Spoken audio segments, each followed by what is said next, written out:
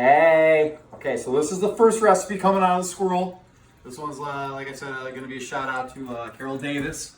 She's been asking for this lemon chicken artichoke over green beans thing for a long time now, and I'm actually going to do it. Okay, so I'm going to start this little class with a little bit of kind of cooking 101 knowledge with a knife. Okay, not everybody knows this, but most people should if you do work at home, and I'm sure a lot of us are cooking at home now, so this should be awesome.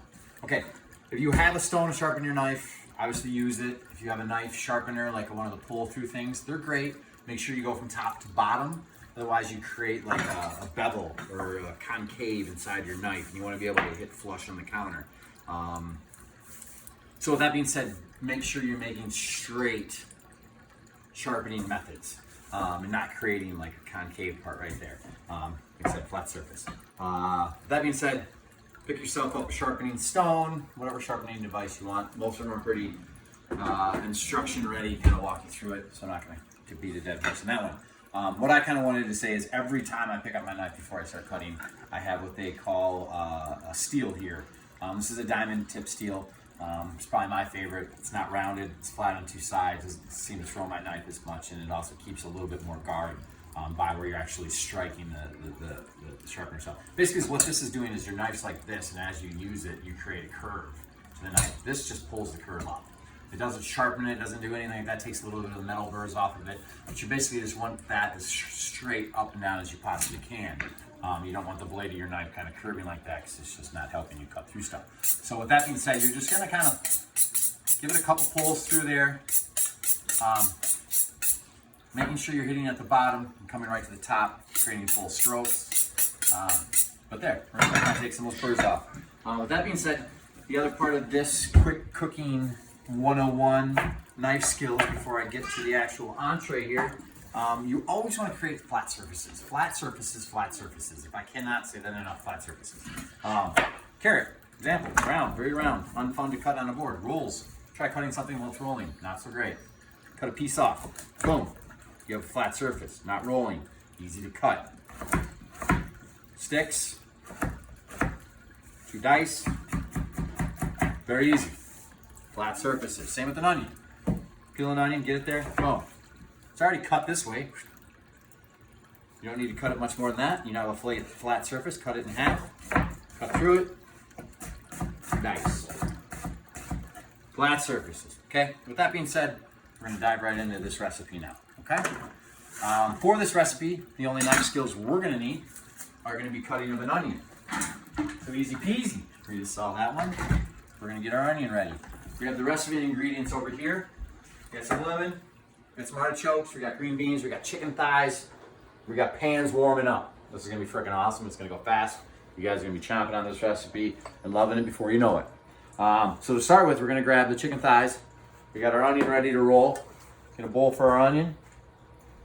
All right, we're gonna give a quick schwack to our onion. Like I said, flat surfaces, so this should be easy. We just want a little bit of julienne onion for the searing of these. Kind of toss around with that delicious chicken and artichokes. All right. Oh, also don't know if you noticed, but I always make sure my cutting board is very sturdy too. Some of them have sticky pads on the bottom. Those are freaking awesome. They do their own thing. You don't have to worry about it. If you don't have sticky pads, like just wet washcloth underneath there will kind of create a suction to your counter that you don't have to worry about. Now I'm gonna flip the board. Bam! Change up the gloves. We are COVID-19 safe here, folks. I've thoroughly washed my hands. If you've not seen the safety measures video where I talk about washing your hands, I did do that already. Putting on gloves, unclean hands already. Okay, chicken thighs, boom. Main part of our dish here, protein-wise. We're just gonna give a light trim. Got some saran wrap down here. We're gonna lightly pound these beasts. These aren't real fatty bad boys. These are Amish, local, so they don't have a lot of the cat fat. If there is a little bit of that fat you don't like, you can take it off at this point.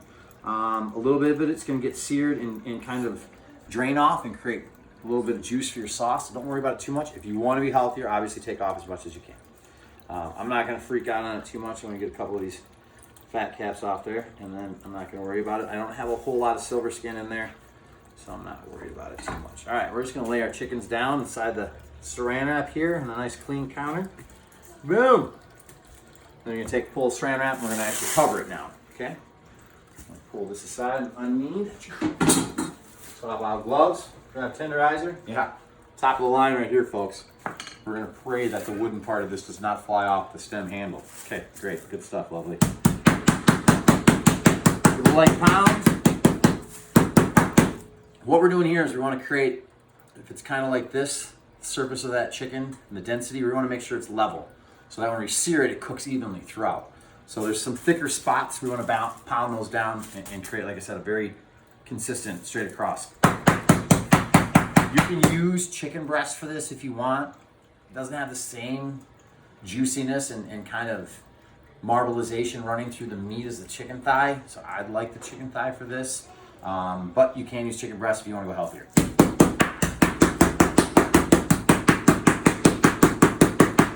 It's fun when I do this at the cafe because everybody walks by the back door of the cafe, has to make some sort of comment about what I'm doing. I freaking love it. It's inevitable. It will always happen. Here I don't have the same peanut gallery.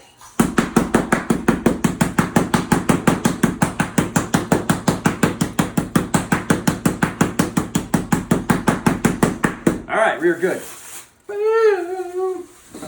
All right. Good looking thighs there. Okay. So we're gonna bring those on over. Oh, yeah, let's quick do this part. I do have lemon juice over here from some juice lemons earlier, but I just wanted to kind of show you. I'm gonna add a little lemon zest to that. If you don't have a channeler at home, I would suggest getting a channeler. They're freaking sweet. Parmesan cheese, citruses, things like that. They just create a more elegant zest, if you will. You can use your kind of old school box grater. It's got a zester on there. You're gonna get thicker pieces.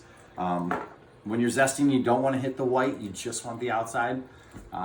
It's actually more used in lemonade, the outside, than the actual juice. There's more flavor on the outside of the skin than the inside.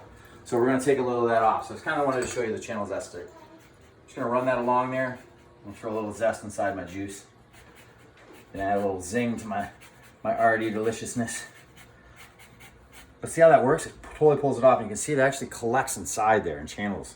I'm just gonna give it a little bang. Boom! Ah, copyrights. Eat your heart out, Emerald. Boom! Boom, boom, boom, boom, boom! That cost me a lot. All right, here we go. That being said, now you got your lemon zest, you got your lemon juice. Like I said, the recipe will be linked somewhere here. We got artichokes. We got green beans. We got olive oil. We got veggie stock. We got white wine. We got butter. I'm actually using a fake butter here, Earth Balance, whatever it's called. It's freaking awesome. Tastes like butter. You wouldn't know it's not butter. Use real butter if you want. I'm trying to cut as little as we can. You got a little local Sassy Cow heavy cream. Some of the best heavy cream ever. Salt, pepper, capers, and the lemon stuff. Okay. So we got our pans heating up here. We're gonna use a nice cast iron for the chicken thighs. I'm gonna hit a quick saute on the green beans in the other pan. The one part of the recipe that you did not see during this class is I blanched these green beans in boiling water, salted, 30 seconds to a minute. You just want to give them a nice blanch, take out some of that bite. Blanching is hot water boil for usually 30 seconds to a minute, depending upon the density of the vegetables, and then you flash it in cold water right away to stop the cooking process right away. And then you can utilize it elsewhere, and you don't have to cook it as long. Anyways, so those are blanched. Rocking and rolling here. Chicken thighs, I'm gonna grab those, sling those on over. Okay. He's good. I'm gonna give those a little S&P. I always start skin side down. Just for sticking reasons, I think I find it a little bit better, and it also will create that whatever part of the skin that'll cause it to shrink up a little bit, so you know where you're at. We'll kind of pull that together. Okay, hot pan in the back, cast iron. We're gonna full tilt, people. I'm gonna give that a little olive oil. If you say EVO, I will punch you. All right, it is olive oil. Okay, tongs.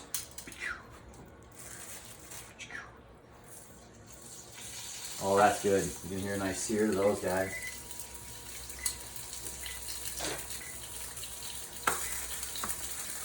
And we're gonna sear them on one side so we see some color. We're gonna flip them, we're gonna sear them on the other side so we see some color. Color's key. Color means flavor, color means love. Color means deliciousness.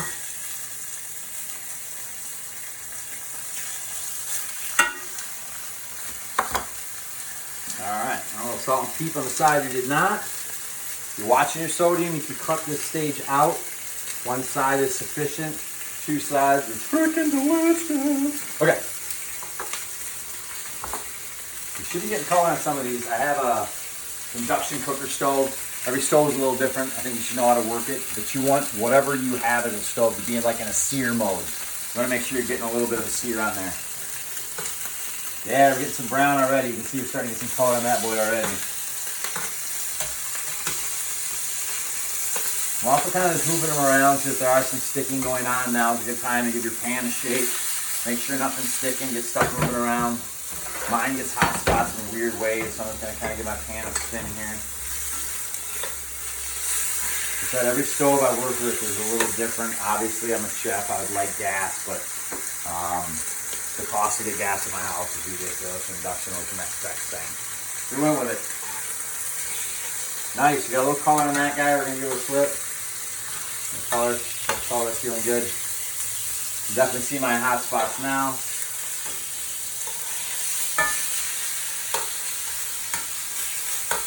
Alright, in the middle of that channel, those are searing. We got our onion from earlier. You get a little of that in there in the center there, let those start to break down. Alright. Once that breaks down, we'll actually remove the chicken from that. Set that aside for a second. Once those get done, we'll actually make our sauce right in that same pan. Well, that's kind of doing its thing. We're going to do our thing on the green beaners. Alright, let's get some green beans going. Here we go, folks. Alright, the green beans blanched. Boom. Pan heating up. I had it hot a little bit earlier. Not hot, I should say, but warmed up. So it shouldn't take too long here. And then the one good thing about induction is it does boom. Olive oil first. Make sure that's got a little bit of heat going so you get a little smoke off that before you hit it. Give these a little work around.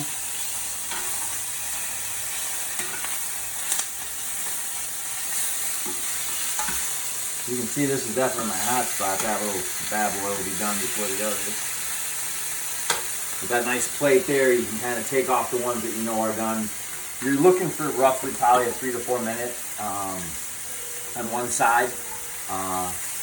If you don't get 3 or 4 minutes, you can always flip it back over to the other side and continue to sear on that other side. Also, same sort of idea. If you're not seeing enough color, flip it back over when you're done getting color on that side. Look at that guy, he's looking good. We're going to flip him back over, get some more color on those other sides. All right.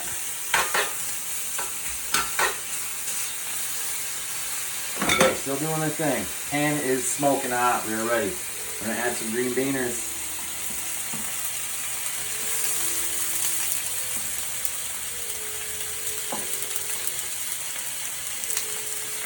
All right. Well, those are searing up. I'm actually going to add a little shot so those are getting close. We're going to add a little garlic into there. And a shot of our butter. Let that all kind of start doing its thing. We're actually creating a sauce. The white wine, when I was splashing you the squeeze bottles earlier, that's going to work as like a deglazer. So all that searing of the meat, all those fat and juices and butters and olive oils all kind of mingling together, the juices from the onion and the garlic. It's going to start creating a little bit of sauce in the bottom there, which is going to be delicious. Okay.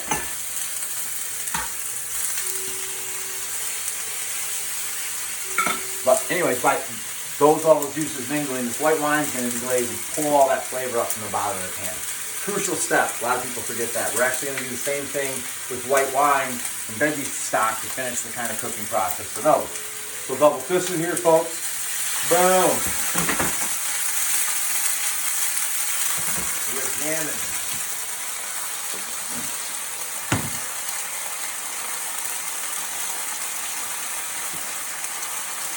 I was trying to get a flame for Chad Brown. Couldn't do it. That sucks about induction. You'd be so proud of me if I did though.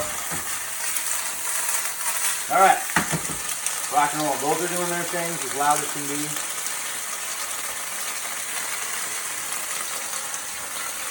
Chicken thighs look good. I got 2 are done. Pulling those out. I got 3 doing their thing. While they're doing their thing, we're gonna make our sauce right in that same pan where they finish cooking up. We're gonna hit it with the white wine, deglaze. Hit it with a skosh more butter.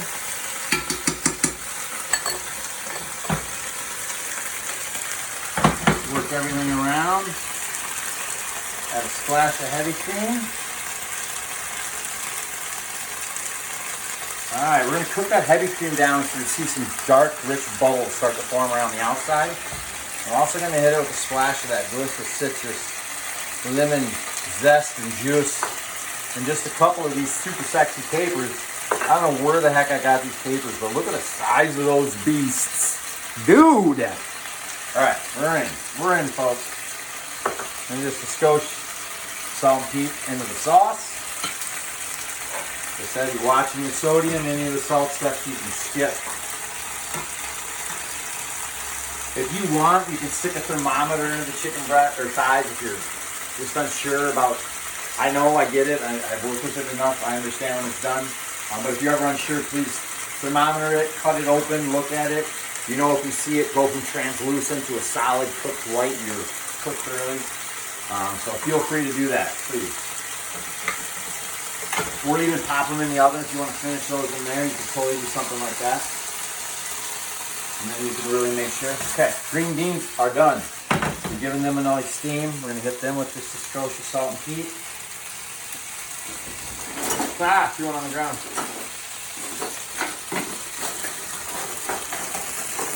Alright. Just another tongue just to make sure that's kind of coming around. So just a couple more seconds on the beans. Alright, you can see that's starting to turn thicker and richer. Getting bubbles, not tight, dense bubbles yet. Once we see those, we're getting money. Alright, get this out of the rain here, folks. Get ourselves a nice plate.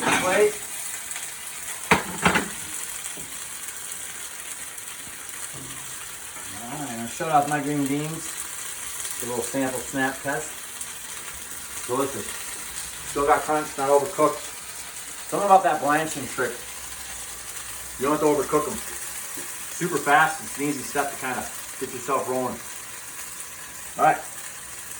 Just because my cast iron's definitely got a hot spot here, I'm going to kind of pull my liquid into the center. Try to work your equipment at home the best you can.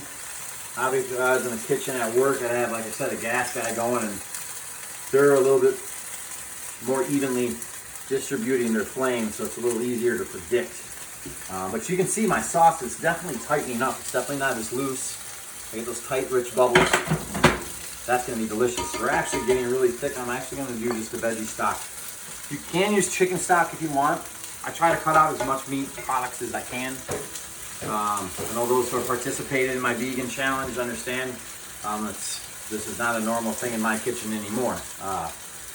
But yes, my wife will be joining some chicken, and I'll probably be out taking in some chicken for the first time in a long time. So, anyways, that is good. We got enough sauce. So now you can kind of see. Here's your plate. How you see it? Almost forgot. Last thing you want to do, these are already cooked, processed, they're ready to rock. Buy a full artichoke can, cut it if you want. Buy quarters, marinated in olive oil, however you really like it. I just like a plain artichoke. So we're going to throw a few of those into that sauce. We actually lost a little bit of volume there, so we're going to throw a skosh more cream in there. It's alright though, you'll see it kind of work around. Let those just slightly heat up those artichokes. Alright, we're good. Alright, green beans down first. Center of the plate type stuff here. This doesn't matter if you got a family, you want to throw them all in the bottom of a casserole pan. Put your chicken thighs on top, sauce and artichokes across the top of that. You want to do it individually, however you jam. This is going to be basically it. Boom. Chicken thigh on top. Depends on how much food that person wants to eat. I'm a 2 chicken thigh kind of dude. And then, so I'm just going to pick this sucker up. You can use a spoon if you want. I'm doing mine old school. Do a little of that goodness on top like so. Extra kiss of the sauce.